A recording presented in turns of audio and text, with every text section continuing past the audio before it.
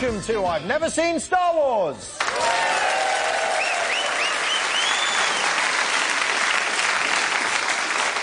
Thank you. Good evening, I'm Marcus Brigstocke, and this is the show in which I encourage people to try something new. All of us have things that we've never done, some we've always wanted to do but just never quite got round to it.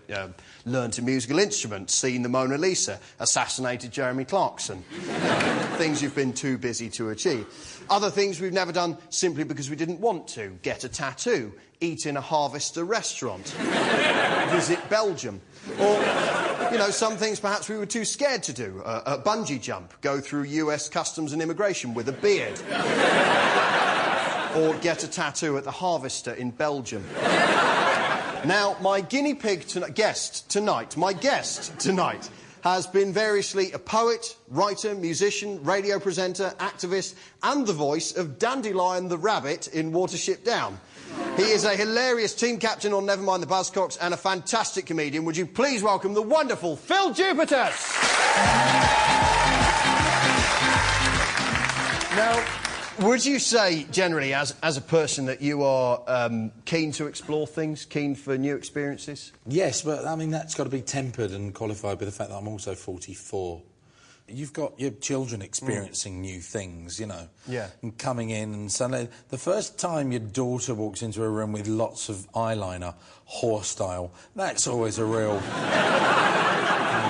You know, because you held her and you cried tears of joy as you held her Satsuma-sized head in your massive hand and looked down and thought, oh, my God, I've made a life. And when it comes in looking like a Basildon prostitute... Seems a bit off. Well, look, the first thing we're going to do tonight is to deal with food. Now, are you experimental with food? I know that you are, because the list of foods that I asked you if you'd eaten was fairly extensive. And I had covered most bases, hadn't I? But you have tried most of the things. One thing I was astonished to find out that you have never tried is the famous Findus crispy pancake. Yeah. And that's what we're going to go with here. I'm not entirely sure which... what flavour we've got. That feels like a hot one. Is this cooked? It's the Findus crispy pancake. Right, for a one of kick-off. the words isn't true. Yeah, for a kick-off. Look, crispy really isn't the word. No. It's a bit wobbly, but anyway... Are you not meant to boil them? I don't... Here we go. That's the first bite ever of a Findus crispy pancake. Now, what I want to know is, when you were a kid growing up, how come you never had a Findus crispy pancake? Well, the thing is that I find quite surprising that I never had them is that, especially this particularly...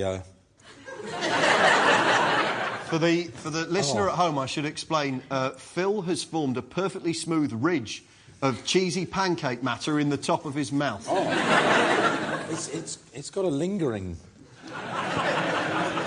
I think that these, because they've been in the foil for a quarter of an hour or so, they've gone soft. So we've actually lost the crispy dynamic.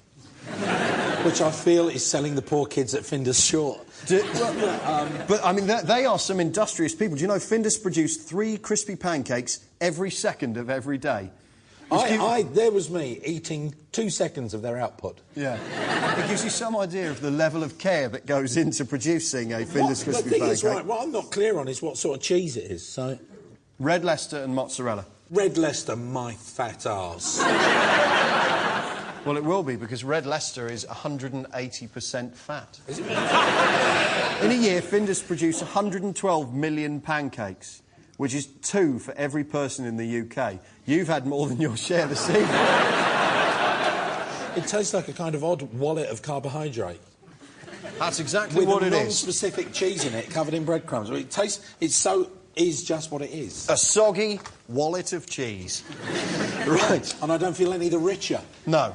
Well, perhaps you will after our next thing, because the thing we're going to try next... Christ, what now? ...that you have never had is foie gras. Right. Which sounds nice, doesn't it? Because in French, foie gras, the literal translation, fat liver. Before you tuck in, yes, foie gras, the French delicacy, is produced using a method called... Sample complete. Ready to continue?